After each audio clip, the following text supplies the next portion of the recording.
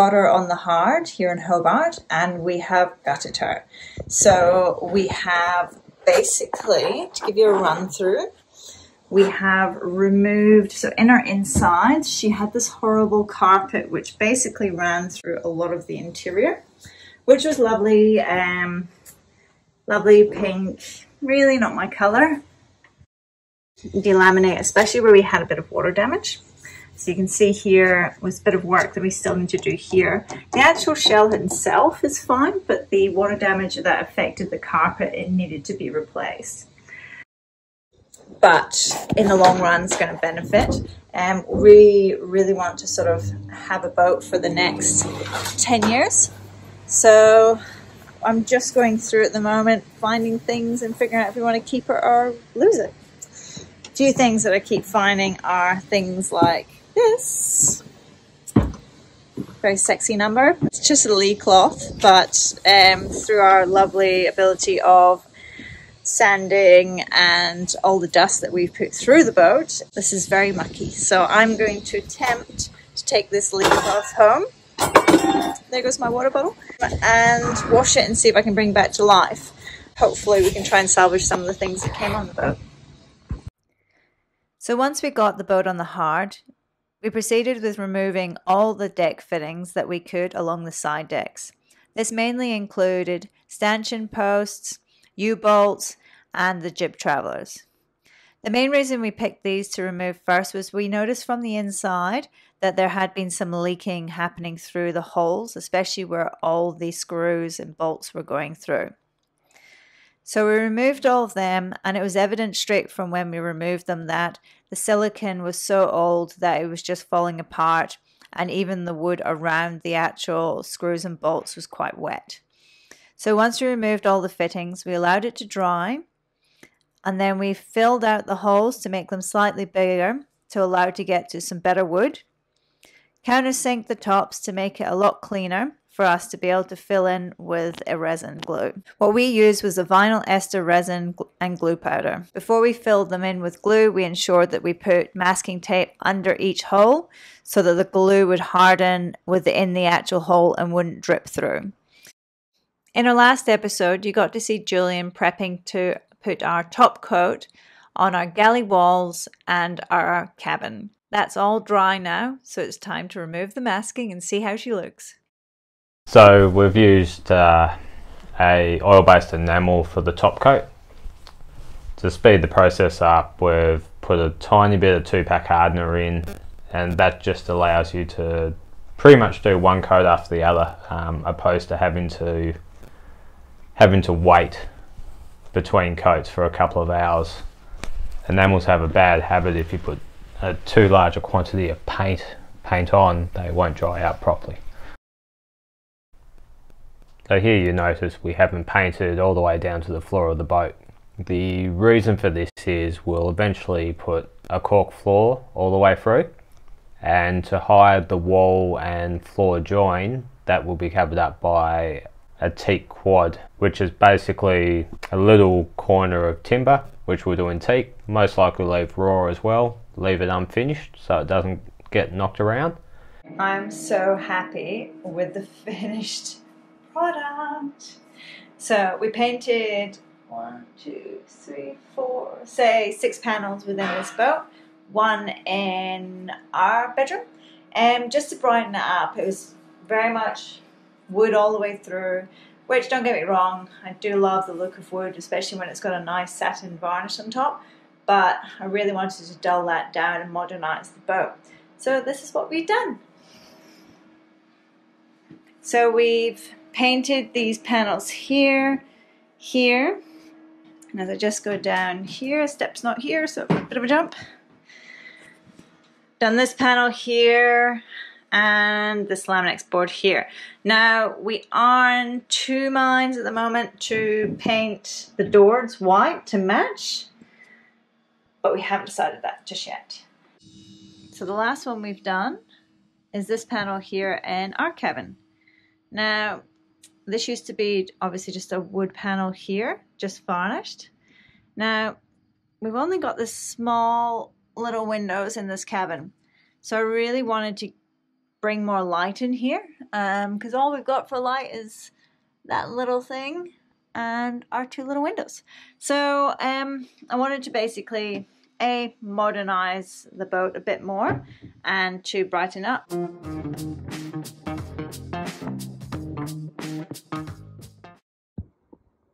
So while we wait for the paint to dry down in the kitchen area, we've just masked off that whole section because we're going to start doing all the sanding here up in the main Pilothouse area. So mainly going to be focusing on the seats, the trims, the storage doors underneath the seats, just to get them all done so we can prep it all for varnish work. So the main reason we've done this is the main walls that we've painted white and there are still tacky. So we basically want to make sure we don't get any of the actual dust sticking to that paintwork.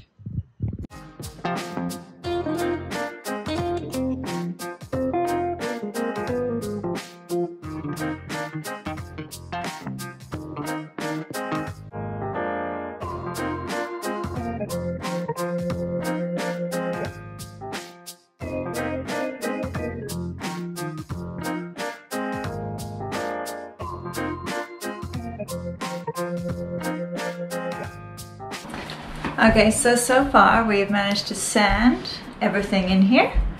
Mainly anything around the windows, that sort of thing at the moment. We're just going to get some turpentine, wipe down all the sections. But before we do that, going to hoover and get rid of most of the dust in here.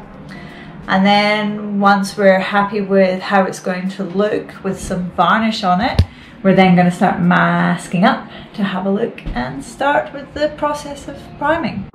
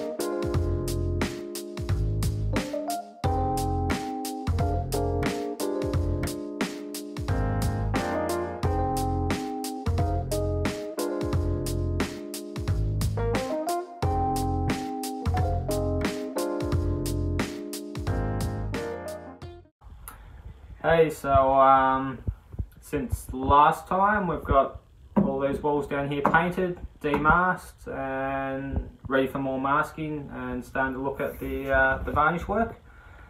And then we moved on into the saloon area, up this way. And stripped back all the old varnish up here, sanded everything, got it back to bare timber, coated it with a wood preserver.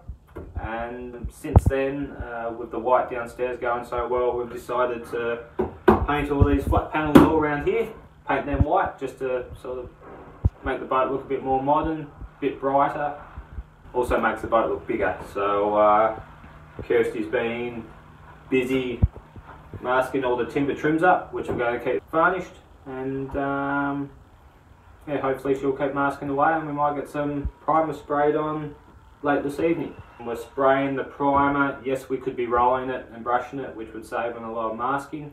I like to spray it just because it puts a lot more even coat of paint on there, and also helps stop with getting a real big paint build up against our masking on our timber trims. You can get if you're not careful when you're brushing and rolling. So a bit more masking, a bit more time, but hopefully saves us a little bit of time down the track.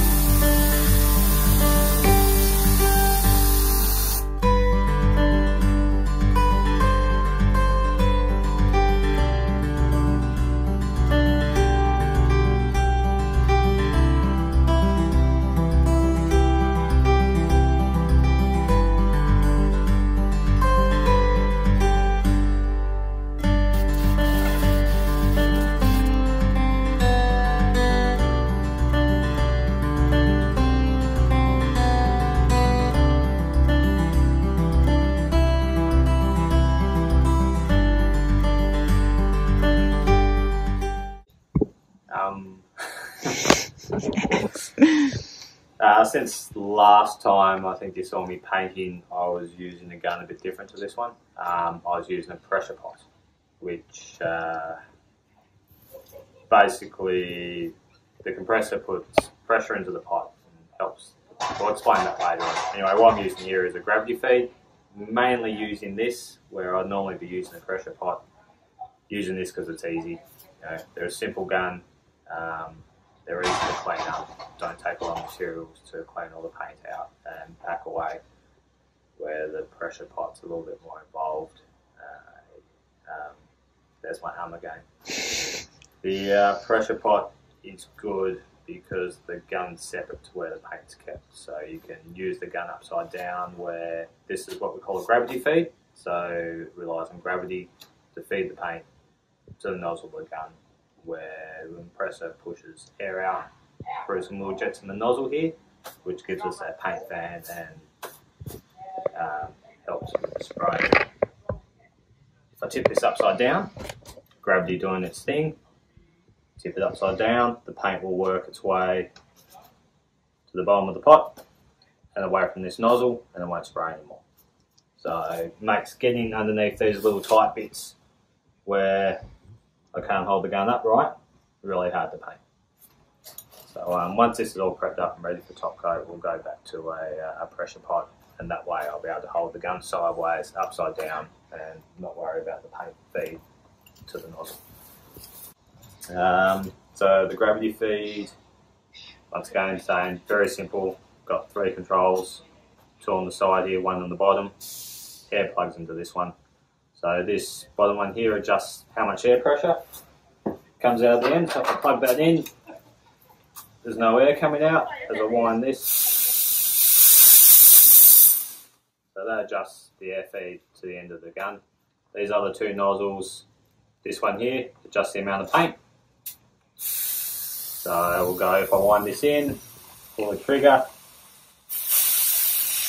not much paint's coming out. I'll wind this out, pull the trigger, a lot of paint comes out. This third nozzle adjusts the fan, and what we're calling the fan is how wide the gun pushes the paint out. Widen the fan out, pull the trigger, there's yay wide. If I wind this all the way in, one extreme to the other, you see the difference between the fans there. One's really narrow, one's really wide. And there you go, that's a gravity feed spray gun. Don't quote me on anything I've told you. Once our white panels were dry, we proceeded with masking up our trims to be able to start the varnish process. This for us was not the easiest part of our interior work. It actually became quite a big headache. Now, honey, you're going to tell us how our varnishing went? Yeah, so I basically used 2 products that are incompatible. Incompatible, yep, I'd agree with that. So we went through the whole process of prepping the boat, sanding it, getting back all the old varnish, masking it, cleaning up the dust, prepping it for the primer, and then after the primer, then going through the next stage of sanding it and then getting ready for its first coat of varnish. Really exciting day, especially when you feel that you'll be able to see the first step of your varnish work. Jules spent a big chunk of evening basically applying the first coat, and you know, it was supposed to be the next morning excitement to see obviously how it dried, but as you can see by those images, not so well. Yeah, so to break it down, we're stripped everything back to bare timber, gone on with a wood preserver, then apply the sanding sealer, and basically a sanding sealer it's like a high build varnish, you'd almost call it. It fills the grain of the timber up and it's nice and easy to sand off. So we've applied that, sanded it down, all ready for the varnish to go on, and without reading the data sheets properly, and would find most tints of paint say always try a little test panel before you commit and go for it and do everything. I've started in one corner of the kitchen and pretty much varnished the whole kitchen without even looking up. Finally got to the stage where I had to get up to get more varnish and noticed that everything was frying up and all going bubbly and going pear-shaped. Yes, I didn't get a chance to go down to the boat, but I got to see the exact same photos that we've shown you today, and yeah, it's a bit heartbreaking, you know, all that effort, but you know, it's a huge learning curve for us. I'm not a massive fan of sanding, but it was definitely heartbreaking to see it, and I must admit this one was very much, you didn't want to really bug them that day. Well, to be fair, it took a couple of days before you knew what had happened. I was very calm, I put everything down, I just walked away and basically didn't go near the boat for a couple of days while we let the temperature drop a little bit. And we could approach it again. Yeah, and then it was back to the process of strip everything back to bare timber, sand it all again, remask, start the process. Basically took us 2 days to get back to where we were, ready for varnish again. Lesson learnt. But it looks really good now. So we do have some new exciting photos which we're hoping to show you in the next episode, which after all that headache, we are on the home run, we feel, with the varnish work. So we're really excited to be able to show you that when we get that done. Yes, and someone may have made an executive decision and forgot to consult the better half. A little decision in the varnish work, so we'll see how that plays out. I don't know anything. While we've been waiting for varnish and paint to dry inside the boat, we took on arranging for our Muir anchor winch to be sandblasted. When we purchased the boat, it came with a Muir horizontal anchor winch, which was fitted by the previous owner in 2004. It's in really good condition actually, but the real main thing is it's just got a few little touches of corrosion. So Jules has arranged for it to go to a sandblaster so that we can completely remove all the paint and then we can repaint it. So this is the anchor winch after it's been sandblasted. They've done an amazing job. All the previous paint is removed. Once we got it back from the sandblasters, Jules proceeded with applying a primer, which was a PR 250 wattle epoxy primer. We plan in the next episode to show you the winch completely repainted. So Kirsty and I were considering at one stage painting the bedroom doors white to match the walls. Our decision's been made, they're all white. Okay. No turning back now. So while today, I'm obviously not on the boat and helping Julian, today with my partner in crime, we've gone on a little road trip down to Kettering, just south of Hobart, to try and get some inspiration on finishing touches for our boat. Mainly sort of looking around the Challengers, mainly because they've got the same sort of pilot house as we do, and really want to get a look at their davits, how they've got them positioned. So yeah, that's been basically our little road trip. Today Julian's been painting doors and finishing off varnishing, and so he's been pretty busy on the manual labour side. Obviously having a little one and having them around dusty environments and paint, not the biggest ideal location or play area for a child. So we took a road trip down here to do a bit of research for the boat ourselves. Quite an exciting little moment for us today. One of the main reasons we got into sharing our journey refitting the boat, following Free Range Sailing, another YouTube channel, which has inspired us to really share our journey sailing around with our boat, and to also show you the refit and the plans and changes that we do to our boat as well. And weirdly enough, they're here in Tassie. They're down in Kettering. So it happens to be where we are now, just researching. So we got to do a bit of spotting her, and it was really nice to see. We've been keeping up with the episodes that they've been doing, and they've just nearly finished a refit, so she looks absolutely fantastic. So it was really exciting to actually see her in the water, and we managed to leave them a little present on deck to welcome them. So that's been our day. So I'm sure when we get home we'll be able to find out the update on what Jules has been doing.